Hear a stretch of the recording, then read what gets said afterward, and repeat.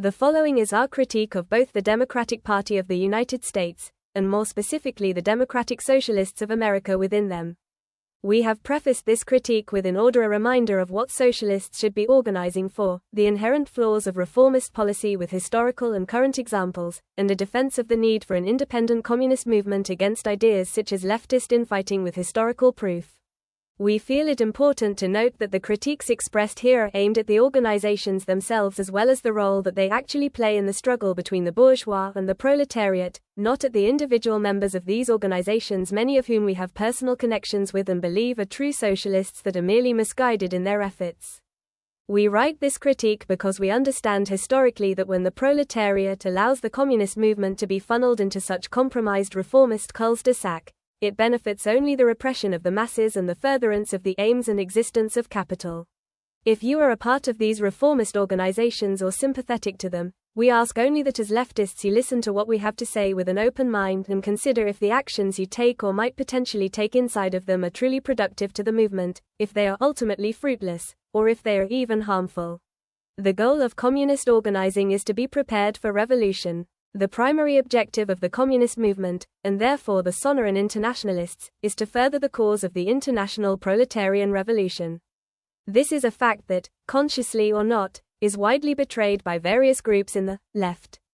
We seek to build a regional organization that will one day become a part of an internationalist party of the proletariat that can be capable of fully supporting and advising the entirety of the working class.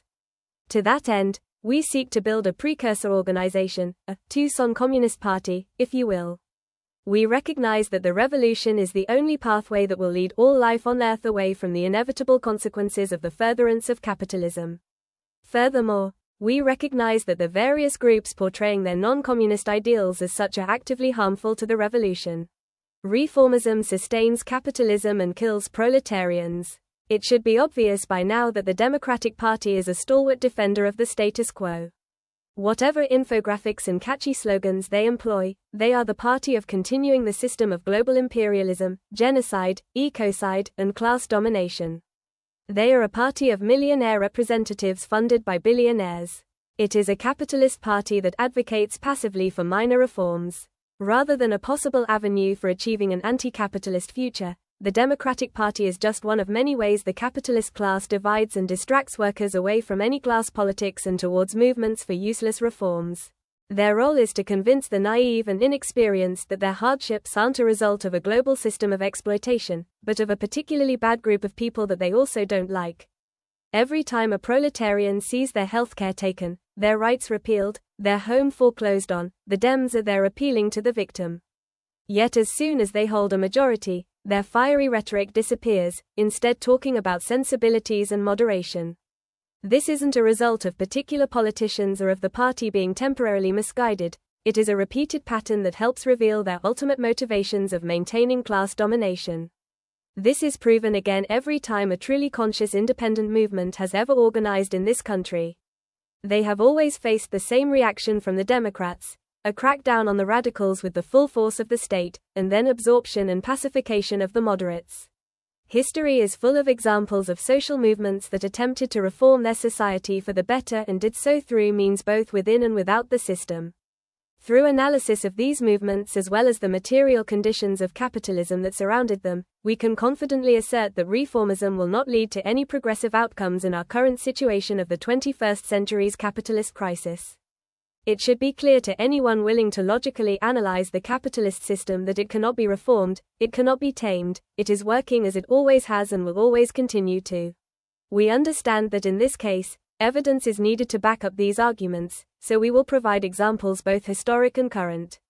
Historical example: German Revolution. In the period before the First World War, the ideology of social democracy was widely popular across Europe. The Social Democrats believed that the communist revolution and transformation of society could be achieved through legal and parliamentary methods. They came to believe that the path to socialism was through the infiltration of the capitalist state and subverting it to their own ideas. This brought them popular success as well as the opportunity to acquire property of their own. The Social Democratic Party of Germany was particularly successful in this endeavor, becoming the largest political party in Germany and acquiring all the privileges that accompanied this. There were also those who disagreed entirely with this line of reasoning. What we can generally call the revolutionary communist left of Europe had a contingent in every socialist party in Europe, with some breaking free from their larger reformist party such as the Bolsheviks in Russia or remaining united for the sake of leftist unity such as in Germany. Instead of social democracy, they argued, as the original scientific socialists did, that an international working-class revolution was the only path to the abolition of class domination. In 1907, a proposal from the revolutionary left members of the Second International made up of the socialist organizations of Europe passed, which called all socialists to use their economic and political power to oppose war, and should it break out to turn that imperialist war into a revolutionary movement to bring about the abolition of capitalist class rule. The SPD as a member of the Second International also adopted this as official party policy. This policy was reaffirmed in 1912, and even as late as July 1914. Yet because the SPD had chosen the path of reform and infiltration of the bourgeois, and as a result saw the interests of their leadership now become those of the left wing of capital in the country, this policy of anti-war internationalism could go no further than rhetoric. When the great imperialist war everyone had anticipated was finally upon them in 1914, the SPD had the opportunity to oppose the budget for the German government as they had done many times before. Instead, they proclaimed their loyalty to the German Empire and voted to give the state the funding necessary to wage the war. This became known as the Great Betrayal, as the revolutionary communists of Europe saw with horror as their respective social democratic parties followed the SPD's example in supporting their national bourgeois and their efforts of imperialist war. But why did the leadership of the SPD make this decision? Was it because they were evil and engaged in a grand conspiracy to warp the communist SPD into a party of the bourgeois? No. It was in fact because under the lens of Reformism, betraying the class struggle and the proletariat was the only possible course of action to preserve their party, their individual positions, and the progress they had made through state reforms. If indeed socialism was possible through the reform of the bourgeois state, better to go along with the imperialist war so that the process of reform could continue afterwards than to throw everything away. Under such a lens in which the state is the key factor in achieving socialism, the defense of the nation against the more backwards and less socialist nation of Russia was even honorable. This is how in a few short years the socialists of Europe went from being resolute in their stance against imperialist wars that would lead to the mass slaughter of working-class people for nothing more than bourgeois power struggles, to instead being in full support of this very kind of conflict. In the years to come over 17 million people would die.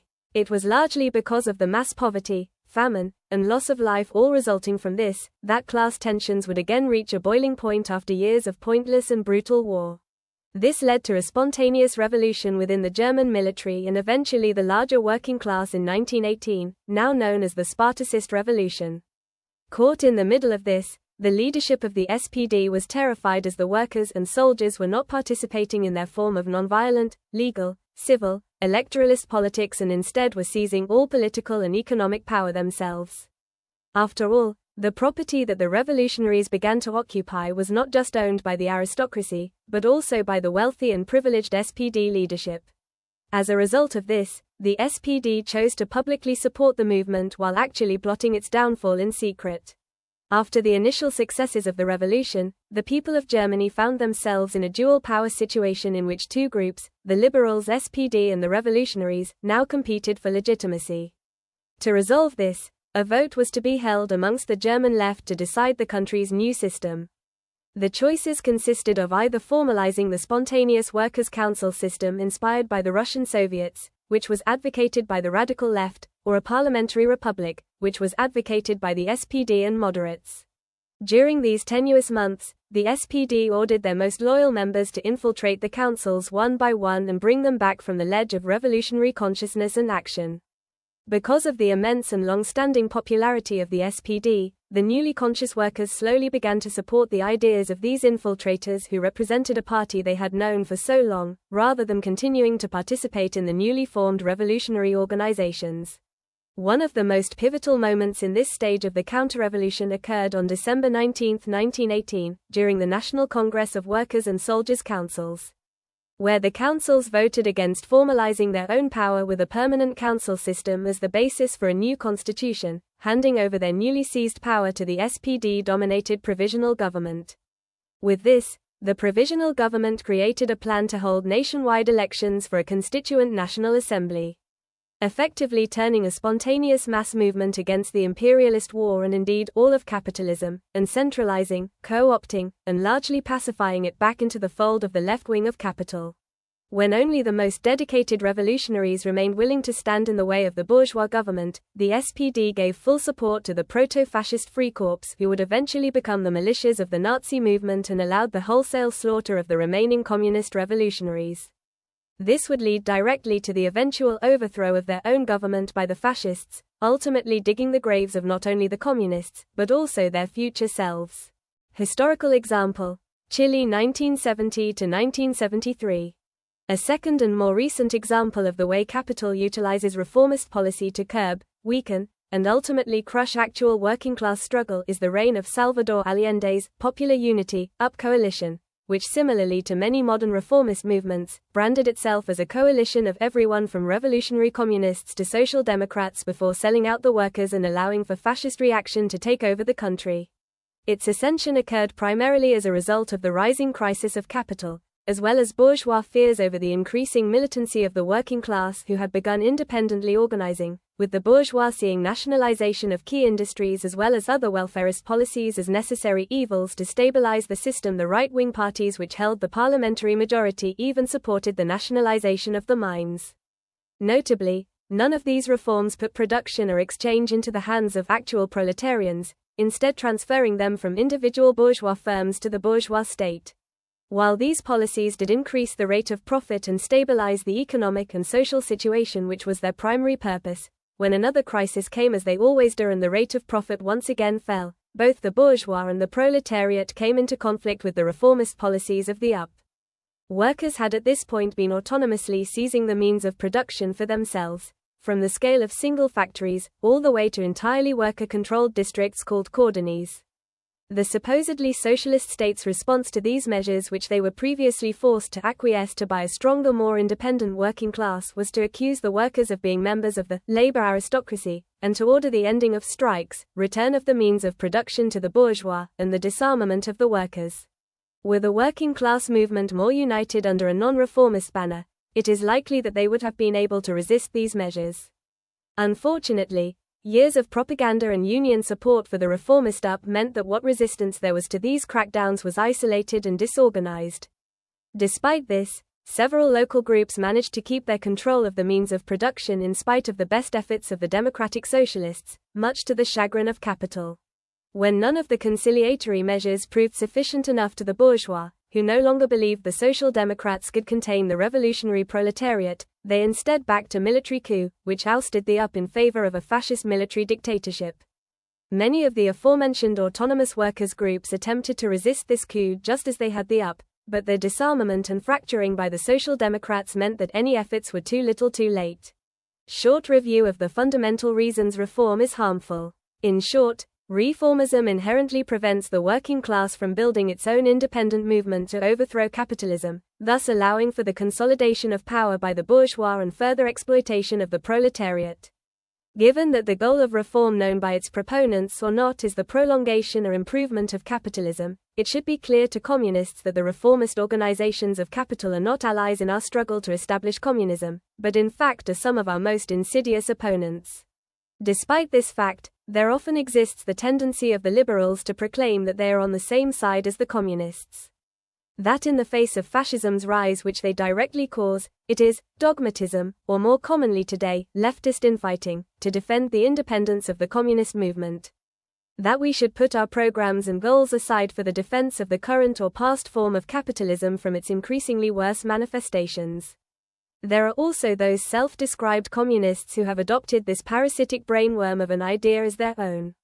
This is to us the primary point of importance for this whole conversation, as the various communist organizations of Tucson, as well as the potentially truly communist members within them, have been deluded into forming an alliance with the bourgeoisie, and have as such become nothing more than appendages of the entire capitalist machine. The Bolsheviks, dogmatic leftist infighters. There are numerous examples of communists collaborating with reformists and subsequently being totally defeated. As important as these examples are for revolutionary education, it is just as necessary to discuss a situation where a movement instead chose to pursue leftist infighting, and as a result succeeded in their ultimate goals. We are speaking, of course, about the Bolsheviks of the Russian Empire. The Russian Empire was a powerful force of reactionary and absolute monarchist power for centuries, for reasons that are more complex than can be done justice here. What is important for this work is that the nature of the Russian state was heavily reliant on the suppression of all subversive political action. That is to say, anyone who argued against absolutist monarchy, from liberals to socialists. This is how the Tsarist regime maintained its power. The working class was also relatively small in proportion to the total population, as Russian capitalism was still fairly new and underdeveloped, with only 6.5% of the total population of the empire being working class and the vast majority of the population being peasants. These realities and the disagreements in policy that would result from them would prove to cause some of the largest divides between all those within the Russian left. Within the Russian Social Democratic Labour Party, the predominant belief was that communism simply was not possible in Russia because it was a majority peasant country. These members instead believed that the educated bourgeois of Russia would have to take power and install liberal democracy until the majority of Russians were converted from peasants to the industrial working class. They were known as the Mensheviks, and they wanted a semi-legal bourgeois revolution that would take the existing but very weak Russian parliament and convert it into a strong bourgeois democracy like in Western Europe. But there were also those in the party who had analyzed the history of class struggle within the empire, especially the Russian Revolution of 1905, where Soviets, workers' councils were invented, and concluded that the only system that communists should be advocating for was a communist one. Rather than waiting for the bourgeois to build industry through capitalism, the working class could achieve this itself. After all, in 1905 the capitalists and professors were not the ones to resist the monarchy, it was the small yet powerful working class. They could not compromise on the necessity for the working class to form its own independent organizations and to use them to achieve communism. There was simply no other way. These factions agreed on many things: that the monarchist Russian Empire had to be abolished, that religious authority was a tool of state repression, and that the working class would eventually take all power for itself and abolish all of class society. Even still, this disagreement over the nature of the future revolution was enough for those who wanted a legal and non-reformist working class revolution, the Bolsheviks, to split from the larger party. The Mensheviks aspired to be like the German SPD, organized, electorally successful, and able to achieve reforms from their government. But the crackdowns from the Russian state made any reformist activism much more dangerous and less effective than it was in Western Europe. Unions had no leverage when there were no laws guaranteeing them, and election laws would be rewritten to ensure only conservative parties had power in the empire's parliament. This would help ensure illegal and revolutionary tactics remained relevant, as the risks for advocating revolution were similar to those of advocating for liberal democracy. The Bolsheviks could have decided that because of this dire situation, it was best to maintain unity, as their comrades in the SPD were doing, but instead they made the conscious decision that it was their duty to advocate uncompromisingly for communist values. If it would cost them allies in the reformist left to stand against the war, for workers' councils, and for power to be immediately held by workers rather than capitalists, then so be it. From both exile and the underground, the Bolsheviks would ceaselessly argue for years the points of the larger revolutionary communist left. They were among the first and most consistent members of the Second International to argue for working-class revolution during any future imperialist war. They were also the most passionate advocates of the idea that the only way to achieve communism was for the working class to form independent workers' councils, and that under absolutely no circumstances could independent working-class power be undermined. In February of 1917, when the people of Russia rose in revolution against the Tsarist monarchy, the Bolsheviks applauded this. During this time, the workers again formed independent Soviets councils where affairs would be decided democratically. Meanwhile, the Russian parliament would be strengthened, and it was made up of the liberal parties, including a large section of Mensheviks. The parliament formed a separate competing power structure from the Soviets and took on the affairs of the old Russian state, including the continuation of the unpopular imperialist war. Meanwhile, the Bolsheviks had emerged from exile and the illegal underground to continue to argue, as they always had, that the workers' councils should be the only organizations to hold power. As the months went on, the parliament was unable to crush the workers' councils, thanks to their popularity and support from the organized and militant Bolsheviks. The long-standing reputation of the Bolsheviks for absolute support of the working class and its councils would continue to strengthen the bond between the party and the larger class. So in November of that year, when the Liberal Parliament had proven itself politically bankrupt by continuing the imperialist war and doing little to stop the famines within the empire, the people were again ready to revolt. With the Soviets continuing to operate for months at this point, and with a large group of communist revolutionaries all this time encouraging the working class to take power for itself and establish a new system, the working class finally overthrew the Russian parliament and proclaimed the slogan of the Bolsheviks for themselves: all power to the Soviets. With this, the Russian working class had established the most successful communist revolution in history. The Democratic Socialists of America liberalism. Although we have already talked about the Democrats, we feel it important to repeat ourselves while specifically naming the Democratic Socialists of America. They represent to us the most clearly capitalist party that the vulgar communist movement has allowed directly into its big tent coalition of class collaboration. On the Tucson DSA's website, they proclaim that a specter is haunting the Sonoran Desert. Certainly, they would not have us believe that this specter is that of reformist advocacy for the state ownership of capital. One which asks the proletariat to expend its effort into fighting for various reforms that the capitalist system ultimately sees as a useful distraction rather than any real threat. Their specter is the rebuilding of the capitalist Democratic Party into an organization that workers will once again believe in. The DSA is of course not a monolith, as the members of its various caucuses are so eager to explain, but a broad coalition of everyone from social democrats to anarchists and communists. What must be understood, however, is that regardless of the personal beliefs of any member, their participation in the DSA necessarily means that they all ultimately collaborate in the slaughter of the class struggle.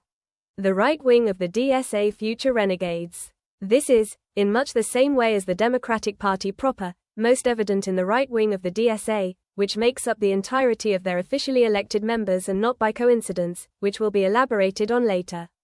Their program of welfare, state ownership, and imperialism through unequal exchange, rather than the direct warfare of the right is, hopefully quite obviously, not in the best interests of the working class or the process of superseding capitalism. Similar to Chile's UP, the right wing of the DSA has also supported the disarmament of the proletariat via gun control bills, as well as a number of other measures which seek only to parasitically use the real pressure created by the class struggle before pacifying class antagonisms and allowing for the slaughter of proletarians by the state. The signs of their upcoming betrayal of the proletariat and the class struggle are already apparent. Their elected officials, even when the government has not yet fully done away with its own propagandistic notions of democracy as it always does during the imperialist war, bow down to the warmongering imperialism that capital demands to satiate its need for growth in both Palestine and Ukraine.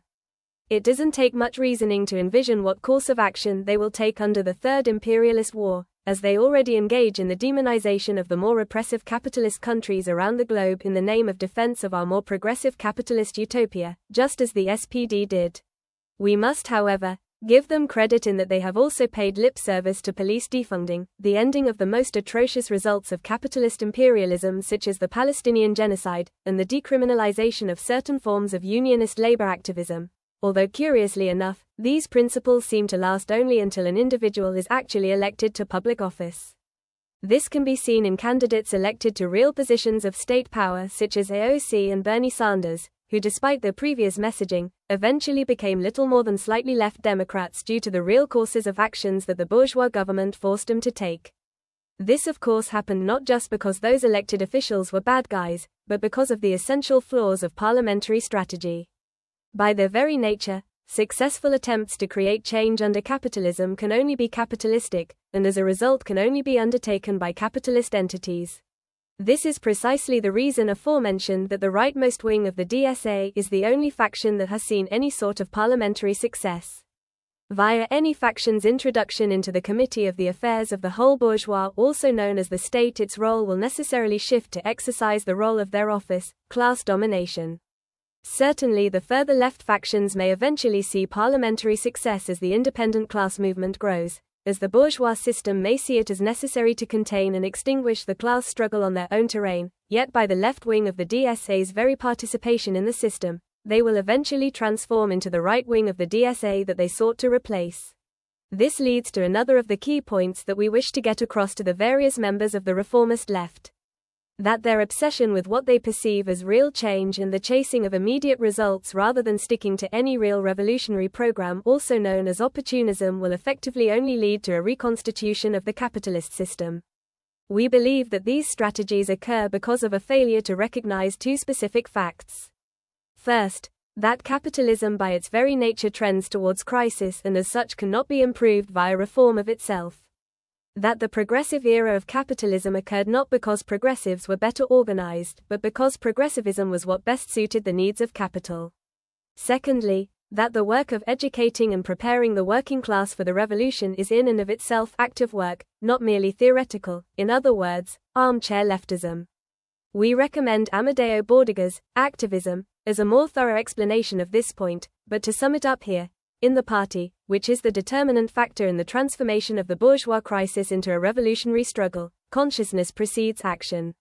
For when the entirety of the capitalist machine is dedicated to the disorientation and obfuscation of the revolutionary means and aims of communism, is the defense of its doctrine and program a merely theoretical task. Locally, we can see this play out with the DSA's focus on the public power campaign, which seeks to have the city of Tucson buy TEP, the local electric utility, from its current private owner Fortis. For democratic socialists, this is a shockingly non-socialist policy, unless of course your definition of socialism is, when the government does stuff. Even the right-wing Republican Party under Trump was able to secure a large share of a private company, Intel, without so much as paying the bourgeois owners. Perhaps if the DSA truly wishes to pursue these state capitalist measures, they would do well to ally with the conservatives similarly to how the SPD did in 1918. This would not even truly require a change in their messaging, which constantly focuses not on the exploitation of the profit motive itself, but rather on the fact that Fortis is run by a dirty foreign conglomerate globalism. Assuming the DSA is able to get public power passed, we must look at what it would actually achieve and who it ultimately benefits. Being that TEP is a natural monopoly, the trust-busting measures taken towards the railroads that the American bourgeois state implemented in the late 19th century serve as a good example. Touted often by state capitalists as an example of the government working for the good of the people rather than the big businesses, it was in reality a tactically necessary concession given to ease the class tensions of the rail workers in the country, as well as to the industrial and petite bourgeois of the cities who felt that the surplus value of their production was being unfairly stolen from their workers and given to the railroad owners, rather than stolen from their workers and given to them. It is not unreasonable therefore to assume a similar course of events following the state takeover of TEP.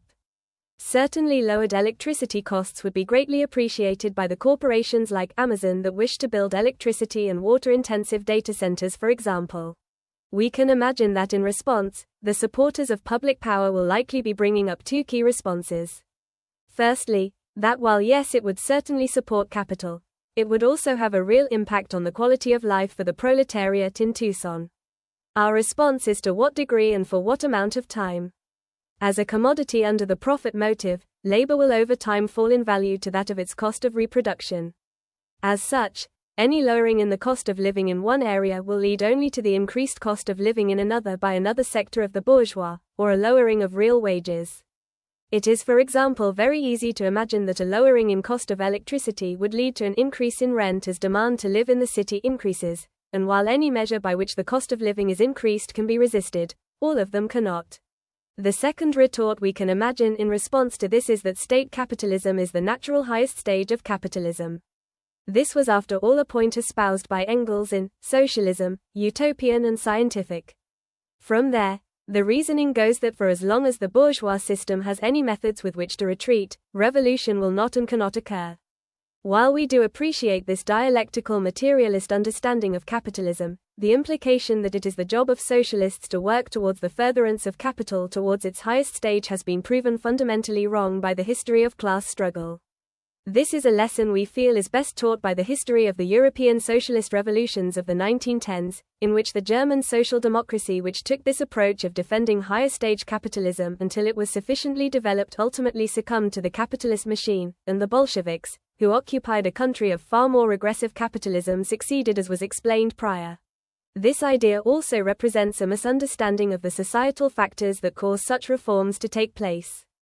As briefly mentioned earlier in the section on Chile, such measures are taken by the bourgeois government not due to the pressures of social democrats themselves as it is often attributed post hoc by the capitalist media machine, but as a response to pressure from independent proletarian class antagonism and struggle.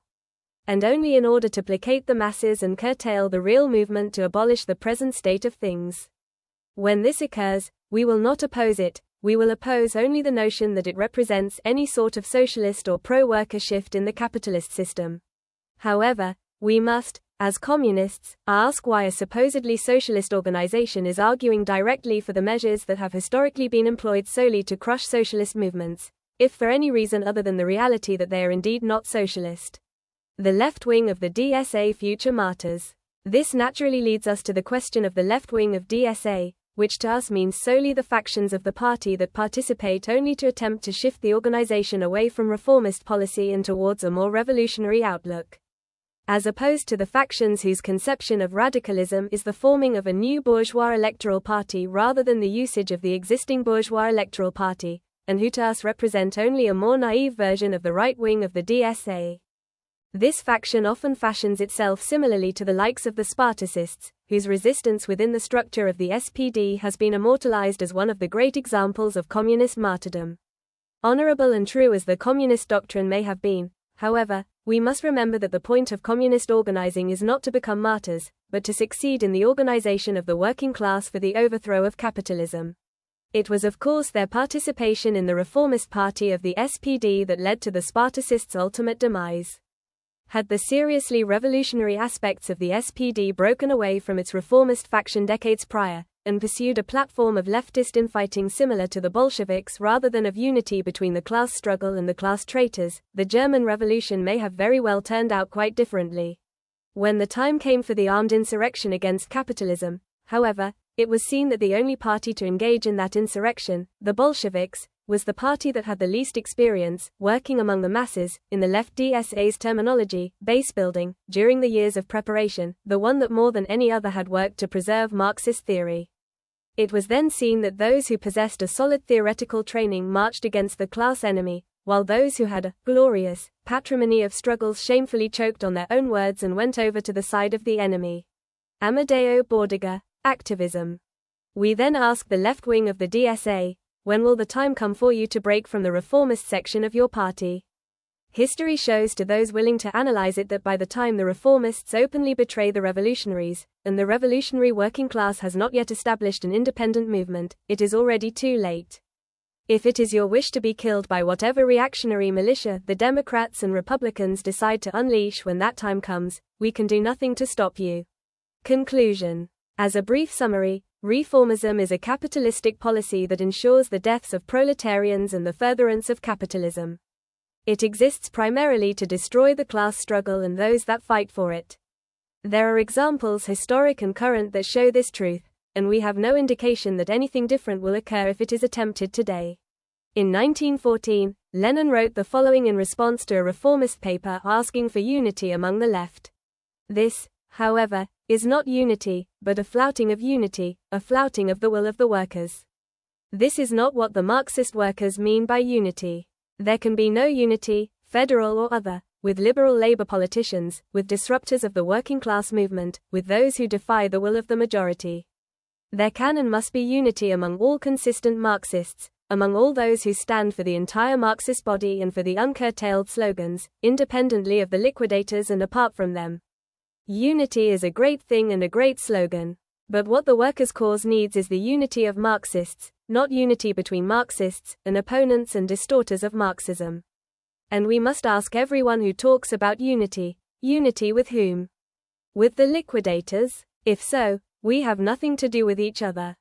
Vi Lenin, unity. We say all of this not because we hate you, but because we love you. We have spent years side by side with you and seen our organizations, our movements, and our comrades go down the path that leads inevitably to disaster. History shows that the path of entry ISM and reformism leads only to one choice for those that engage in the system of capital: turn your backs on the proletariat and the class struggle, or be killed. We believe that it is only someone that does not love you that pats you on the back so that you may continue on the wrong road. If you should accuse us of leftist infighting, We do not deny it, for it is the ruthless criticism of all that exists that leads to the destruction of the current order. If, however, you should accuse us of being your enemies for critiquing you, and you truly are communist, we do deny that. We understand how hard it can be to accept that all the work you've done to try to make the world a better place was misguided, as we too spent the better part of our lives working towards the same reformist dead ends. We do not ask that you immediately cut all ties with the reformist left so that you may join us, only that you seriously consider what we have said and make an effort to consider what part in the class struggle you truly wish to play. If you want to get involved with us or have questions or critiques of your own, you can reach us here. And remember, socialism or barbarism, communism or extinction, there is no third way.